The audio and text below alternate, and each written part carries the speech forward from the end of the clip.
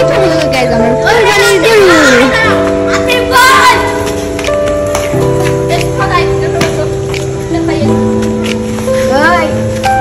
Mario mana?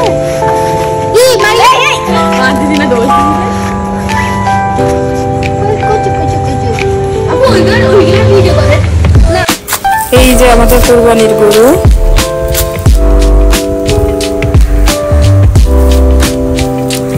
Suman পানি খাওয়াচ্ছে, খোল বসে খাওয়াচ্ছে, অমনাও খাওয়াচ্ছে। খাবে না অমনা রাত।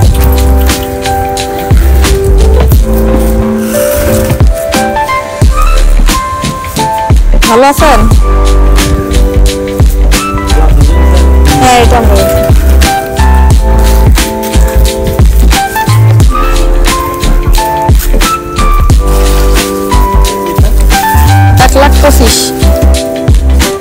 না, অনেক সময় দেখা গেল ঠাস করে মেরে দিবে, যেগুলো বেশি শান্ত সেগুলোই কিন্তু কাজ গটাই দেয়।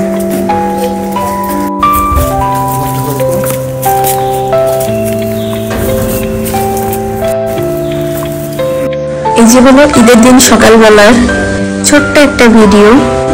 এখানে হলো সুমন নামাজ পড়ে এসে তারপরে এই যে গরু কোরবানি নিয়ে ব্যস্ত হয়ে গিয়েছে। সে আমার দিকে তাকানোরও সময় পাচ্ছে না, দেখতেই তো পেরেছেন।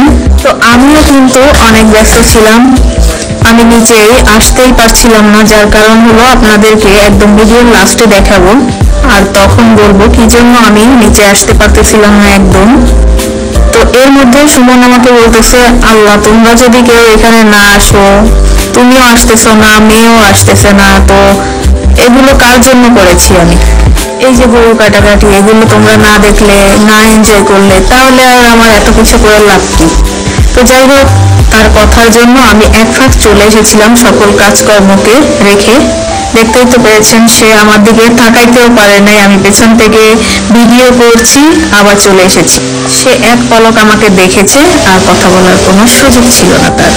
তো এই যে আমি আবার বাসায় চলে আসছি, কারণ হলো আমি অহনাকে একা রেখে গেছি। আমি অহনাকে একা রেখে কখনো পার্কিংয়েও যাই না। তো অহনাকে হলো অনেকবার ডেকেছি, বাট অহনা হলো আসে নাই, ওঠেও নাই। এই যে আমি বাসার দিকে চলে যাচ্ছি আর কিছুক্ষণের মধ্যে আমি এই যে বাসায় ঢুকে যাব। এই যে দেখো, আমি টেন করতে করতে, একটু ঢং করতে করতে কিন্তু বাসার দিকে চলে এসেছি। তো যাই হোক, এই যে এগুলো আমি খুব সুন্দর করে রাতেই পরিষ্কার করে রেখে দিয়েছিলাম, অর্থাৎ বাসার সামনেটা। এই যে আমি বাসায় ঢুকে গেলাম। বাসায় ঢুকেই এই অভাগিনীর দিকে আমার চোখ গেল, যার কারণে হলো আমি একটু করে শুট করে নিলাম, কারণ আমার হাতে তো ফোন ওপেন ছিলই।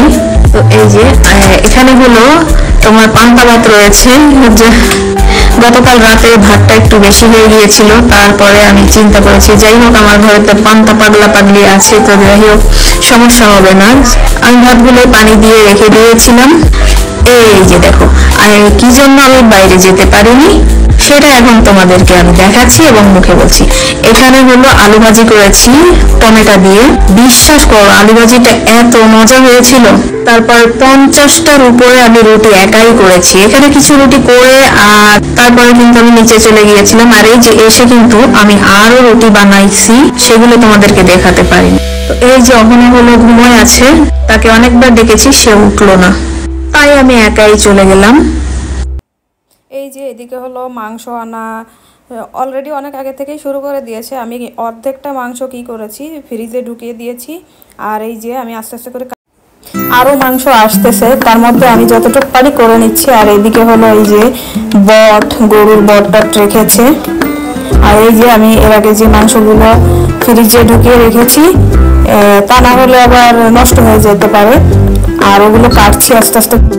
যাই হোক, অনেক মানুষ খেলো আলহামদুলিল্লাহ। তারপরে এই যে আছে এগুলো, এরা কি করে একটা হাঁড়ির মধ্যে 2-3টা চামচ দিয়ে দেয়। এই যে একদম এই পরিমাণ মাংস রান্না করছিলাম, এইটুক কমছে আর এইটুক আছে আলহামদুলিল্লাহ। যাক, সবাই খেয়ে তৃপ্তি সহকারে খাক, সমস্যা না। আর এটা হলো চিকেন বিরিয়ানি রান্না করছিলাম, বিরিয়ানি হাঁড়ি ভর্তি রান্না করছিলাম, এতটুকু আছে। সবাই খেয়েছে, এটাই আমার কাছে আলহামদুলিল্লাহ, তৃপ্তি সহকারে খাওয়া হয়েছে, এটাই আলহামদুলিল্লাহ। এই যে চামচটা ভিতরে রেখে দিছে। এই যে ওনার পাপা এগুলো সব পরিষ্কার করে রাখছে, এই জন্য আমার একটু সুবিধা হয়েছে আর কি। প্লেটে নিয়ে ওভেনে দিয়ে গরম করে খাও, দিব প্লেটে দিব।